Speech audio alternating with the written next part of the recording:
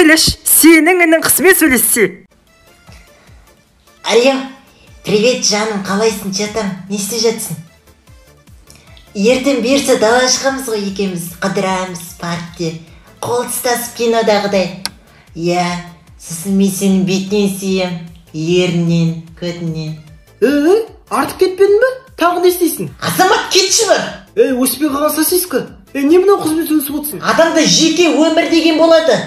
Даже мен ешекте жасым 16-та болып қызбен сөйлеспеймін өйтіп. Сенің торымыз болғанға мен нәлмеспін ғой. Қыз қарамай жатса жігіттерге барып сөз сал. Дағдысың маған? Тіл тегізбе маған. Тілім өз аузында. Жабозын, нервін шығарма мен. Сен сияқты жігіттермен сөйлесіп жүрмеймін мен. Мында кел. Мама! Ай, не болды?